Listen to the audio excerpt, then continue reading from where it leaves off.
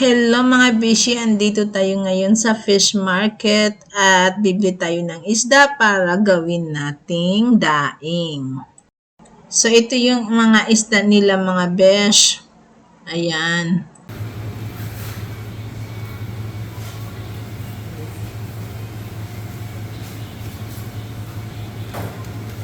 So ayan mga besh, ito yung binili kong isda is dalagang bukid at gawin kong daing mga besh. Ito guys, magpakas buwad o isda buwad. So, gwali, ganito lang ang gawin pag magdaing kayo mga bes. O na, anuhin nyo muna yung, ang tawag dun, kaliskis. Tapos, hiwain mo siya ng ganyan, ng ganito. Ayan, di ba madali lang ang mga bes, pag gawa ng daing. Kailangan lang kasi dyan, matalim yung, yung knife mo. Kasi pag mapurol yung knife mo, mahirap maano yung isda, ano ba tawag dyan, malata, madurog. Ayun. Ayan. O, di ba madali lang mga bes? Sus, magaling ako dyan, mga bes. Hindi pa mahal kasi dito ang daing, kaya magdaing na lang ako. So, dito sa Japan mga besh, ang dito, ang fresh fish, mura lang. Pero, kapag bumili ka ng daing sa Filipino store, ay, grabe na ang presyo. Diba? So, kaya marunong naman tayo maggawa ng daing, magawa na lang tayo. Pero, lately ko na lang siya naisipan gumawa ng daing. Ayan, ito guys, ito lahat, ano to, 600 lang to, 600 yen, which is sa Philippine money mga besh, bali 200 plus pesos. O di ba mura na? No? Mura ang isda dito guys sa sa Okinawa. Pero may depende sa depende sa panahon din. May panahon din na mahal. Pero pag bumili ka ng isda, wag yung may bagyo, ganyan, or yung padating ang bagyo, or pagkatapos sa bagyo kasi mahal talaga ang isda. So, ayun mga best, pagkatapos hiwain ng hatiin, kailangan mong hugasan yung isda at kunin yung laman loob. Kailangan talaga alisin yung mga dugo-dugo kasi yan ayan aamoy yung isda pag hindi yan kinuha yung mga dugo-dugo. Kailangan talaga linisin siyang mabuti bago lagyan ng asin. Yan. So, magawa na lang tayo ng sariling daing kasi mahal din ang daing. Dati, doon pa ako sa Pilipinas nagpapabili. Ang shipping, ang mahal. Kaya maganda yung ganito na lang. Lately ko na lang ito nalalaman na magdaing na lang ako ng sarili. Diba? Tapos mo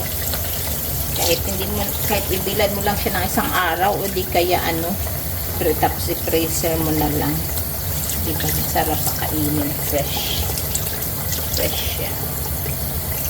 Alam niyo guys, pag ang Japanese maglinis nito, binabras pa yan, super linis sila ng isda.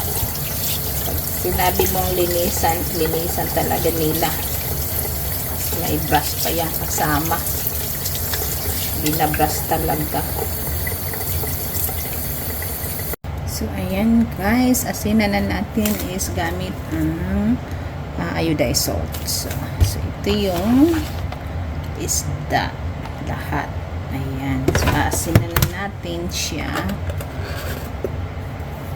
So, ganun lang ako mag-asin. Shake lang. Shake. Ayan. Diba?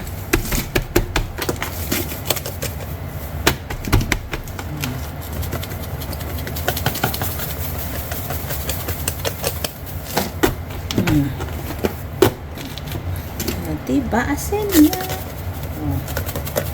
Para hindi masyadong maalat, huwag damihan ng asin.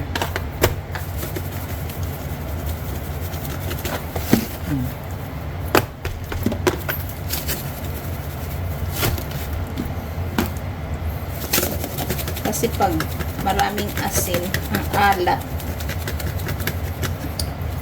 hindi maganda ang maalat masyado.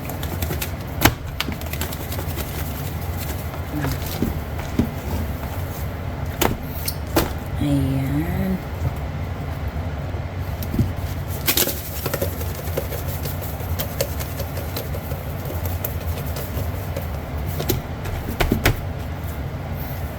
Kailangan i-ano mo din yan, i-ganyan para mag-ano yung absorb yung asin sa katawan ng isda.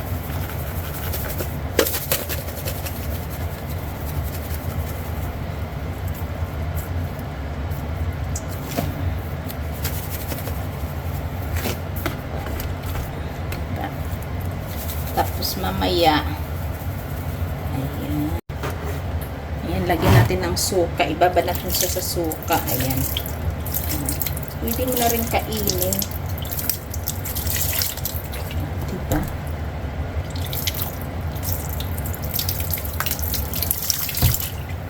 Suka. Ayan. Kapabad na siya sa suka, guys. Tapos, dagdagan ko ng asin. Iba-ibang paraan ang guys. Minsan, suka, tas ang suka, ang asin, tunawin mo sa suka. Ayan. So, ayan guys, tapos na. Tapos na yung natin, daing. O, diba? Diba, ayan, daing na. So, ito na guys, daing na siya. Ayan. Daing is life. Ayan. So, ayan na. Daing na siya. Thank you for watching mga beshi. Bye!